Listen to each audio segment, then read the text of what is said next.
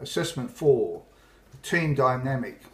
The team assembled for this assessment is what Edmondson, in his article Teamwork on the Fly, Harvard Business Review 2012, describes as teaming or teamwork on the fly, where participants in temporary groups solve a problem, in this case the assessment task, rather than as in a stable team where people have learned to work together over time. In addition, the team was separated by distance and were brought together as a virtual team. For a virtual team to work well, Ferrazzi contends in How Virtual Teams Can Create Human Connections Despite Distance, Harvard Business Review 2014, that they must make human engagement as their first priority. McGrath, in Groups, Interaction and Performance, Pearson Education 1984, also postulates a four-phase, circumplex model of group tasks which teams adopt to bring order to their goal-related activities. These phases are generating, which is determining plans and strategies, choosing, which is making decisions about issues arising, negotiating, which is resolving differences between team members, and executing, which are working together. In the Swinburne team dynamic, I was only able to observe the initial part of McGrath's generating phase, or what Forsyth classifies in group dynamics, Wadsworth Chengage Learning 2010, as the formation and development phase of the group. However, Edmondson, Ferrazzi, McGrath and Forsyth are all founded on some form of engagement as the starting point. However, it is more relevant to look at the steps prior to this establishment of the human engagement in this instance, and the first part of Tuckman's model of group development: forming, storming, norming and performing.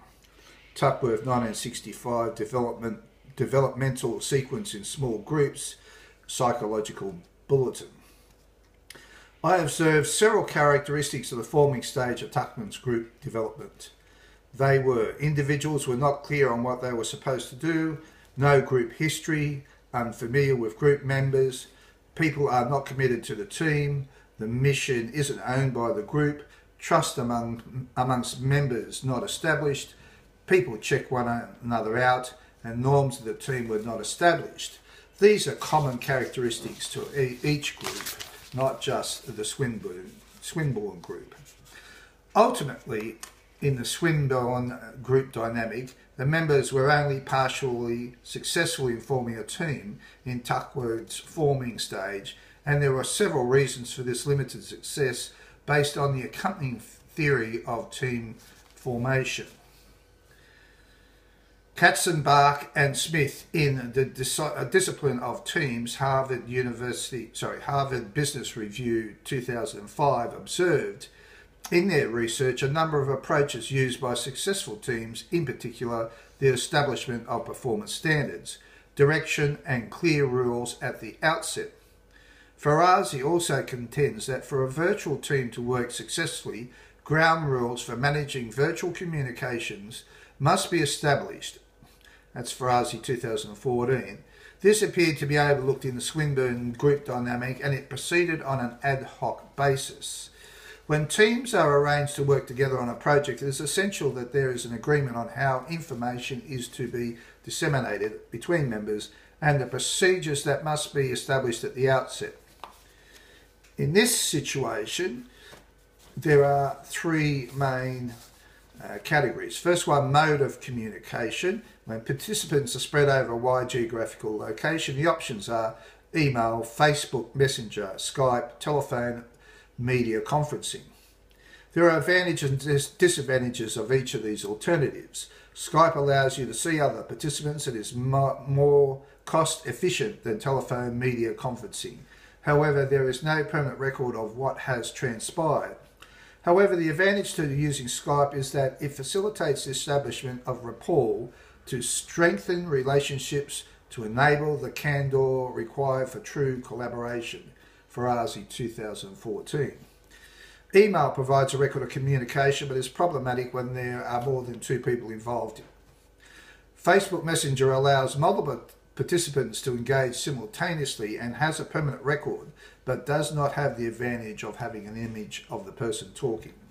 In the Swinburne group dynamic, email was used in the early part of the preliminary forming stage. However, it appears that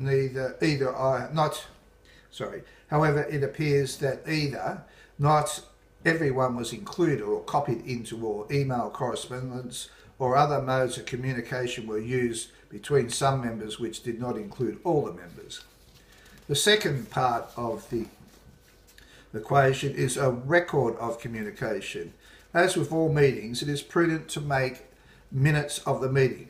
There needs to be a record of what conversations have transpired so that exactly what has been agreed between the members can be checked at a later date if necessary. This, of course, does not need to be formal. If Skype is being used, then one member needs to take down notes. The risk of such a practice is that 1, the note taking needs to be accurate, and 2, the meeting notes then have to be provided to each team member thereafter. If Facebook Messenger is used, then there is a permanent record created at the time of interaction between the participants, and that can be checked at any time. In the Swinburne group dynamic, there was no systematic and comprehensive recording of what transpired in member interaction to enable an absent member to keep abreast of developments. The third category, keeping all members informed. It must be recognised that in the group dynamic, all communications must be shared with all members of the group. The only exception to this is where a team delegates a particular task to a subgroup, but once that task is completed, then all members of the team must necessarily be informed of the result or provided with a copy of the resulting work. If an individual team member is unable to participate at a particular time for whatever reason, they should be able to have access to the information which is readily available to them. My observations of the team were that there were shortcomings in all of these 3 areas. Not all members were kept informed, and there was no record as to the mode of communication, what was discussed, agreed, or the allocation of tasks amongst team members.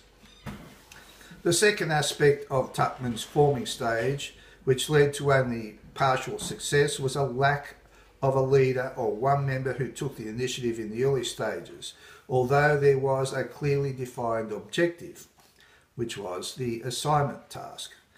Perhaps this resulted from individual members being reluctant to either overcommit or being perceived as trying to dominate the group.